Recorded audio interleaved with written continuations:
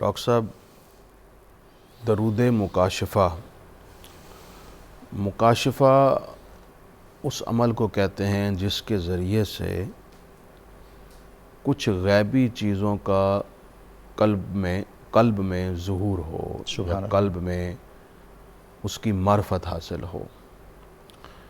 یہ درود شریف ایسا ہے کہ جسے اللہ تعالیٰ کے نیک بندے اپنے ورد اور وظیفے میں رکھے رہے اور اس درود شریف کی برکت سے ان کے قلب پر اللہ کی معرفت کا ظہور ہوتا، سبحان اللہ، اور کچھ غیبی امور انہیں دکھائی دیتے۔ سبحان اللہ۔ تو چونکہ اس کے ورد سے انہیں کشف حاصل ہوتا تھا، اس وجہ سے اس درود کا نام ہی انہوں نے درود مکاشفہ تجویز کر دیا۔ سبحان اللہ۔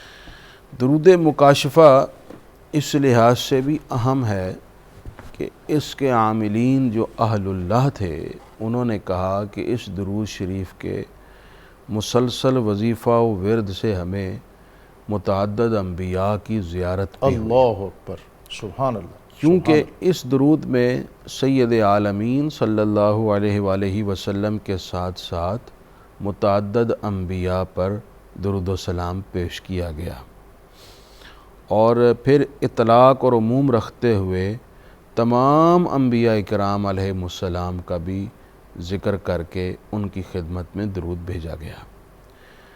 اس درود شریف کی پہلی عبارت جسے آپ نے پڑھا کہ اس میں نبی اور رسول کا ذکر ہے کہ ہمارے آقا صلی اللہ علیہ وآلہ وسلم اللہ کے نبی اور رسول ہیں۔ لفظ نبی اور رسول، ان کی وضاحت مختصر سے الفاظ میں یہ ہے کہ نبی اور رسول وہ ہوتے ہیں جن کو اللہ تعالیٰ چنتا ہے اور ان پر وحی فرماتا ہے اور اپنا پیغام اپنے بندوں تک پہنچانے کے لیے رب العزت خود ان کا انتخاب فرماتا ہے۔ سبحان اللہ، سبحان اللہ۔ تھوڑا سا فرق اہل علم نے یہ بیان کیا ہے، جو احادیث کی کتابوں اور احادیث کی روایات سے انہوں نے استدلال فرمایا کہ رسول وہ ہوتا ہے جو نئی شریعت پیش کرے، سبحان اللہ، اور نبی وہ ہوتا ہے جو کسی سابق شریعت کا تسلسل آگے رکھتا ہے، اسی کی کنٹینیوشن میں آگے کام کرے۔ جی۔ ہمارے نبی صلی اللہ علیہ وآلہ وسلم آپ اللہ کے رسول ہیں، اور ہر رسول نبی بھی ہوتا ہے۔ واہ، ویسے رسولوں کی تعداد احادیث کی کتابوں میں 313 ذکر ہوئی، 315 بھی ذکر ہوئی، اور بعض روایات میں اس طرح آیا ہے کہ 310 سے زیادہ ہیں۔ ٹھیک۔ اب وہ جو بدع کا لفظ ہے جو 19 تک دلالت کرتا ہے، یعنی آپ سمجھ لیجئے 313 یا 15 یا اس سے زیادہ 19 تک یہ تعداد کچھ ہو کم یا سکتی زیادہ ہے، جبکہ انبیاء کرام علیہ السلام کی تعداد 1,24,000 احادیث کی کتابوں میں موجود ہے۔ نبی اور رسول کو اللہ تعالیٰ بے پناہ خصوصیات سے نوازتا ہے۔ میں یہاں چاہوں گا کہ آپ یہ بھی فرما دیں کہ ان میں پھر کچھ مزید اولو العزم۔ جی، اولو العزم وہ انبیاء ہیں، عزم کہتے ہیں پختہ ارادے کو، جن پر ثابت قدمی اور ارادے کے استحکام اور پختگی کی بہت زیادہ غالب حیثیت موجود ہو۔ یہ 4 انبیاء ہیں جن کو اولو العزم کہا جاتا ہے، جن میں حضرت نوح علیہ السلام، حضرت ابراہیم علیہ السلام، حضرت عیسیٰ علیہ السلام، اور ہمارے نبی حضرت محمد مصطفیٰ صلی اللہ علیہ وآلہ وسلم ہیں۔ نبی اور رسول کی خصوصیات میں سے چند ایک جو احادیث کے روایات میں اور پھر اہل علم کی کتابوں میں موجود ہیں، ان میں سے پہلی خصوصیت تو یہ ہے کہ اللہ تعالیٰ نبی کا انتخاب خود فرماتا ہے۔ سبحان اللہ۔ دوسری خصوصیت یہ ہے کہ اللہ تعالیٰ ان پر وحی نازل فرماتا ہے، یعنی ان کا براہ راست اللہ تعالیٰ سے تعلق رہتا ہے، جس سے وہ غیبی امور حاصل کرتے ہیں اور بندوں تک پھر وہ ڈیلیور فرماتے ہیں۔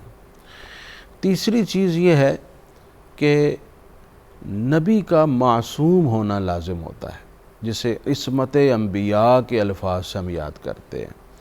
اس کا مطلب یہ ہے کہ کہ جو رسول اور نبی ہوتے ہیں ان سے گناہ سرزد نہیں ہو سکتا، اور اس کا ایک سبب بھی ہے، بلکہ کئی اسباب ہیں۔ جناب پہلے تو میں یہ عرض کر دوں قرآن مجید کی ایک دو آیات پڑھ کر، اسی کے ضمن میں وہ سبب بھی معلوم ہوتا ہے کہ اللہ تعالیٰ جل شانہ نے ارشاد فرمایا یا ایھا الذین آمنوا ان جاءکم فاسق بنبأ فتبینوا، اگر تمہارے پاس کوئی فاسق خبر لے کر آئے تو تم اس کی خبر کو قبول کرنے سے پہلے تحقیق کر لو۔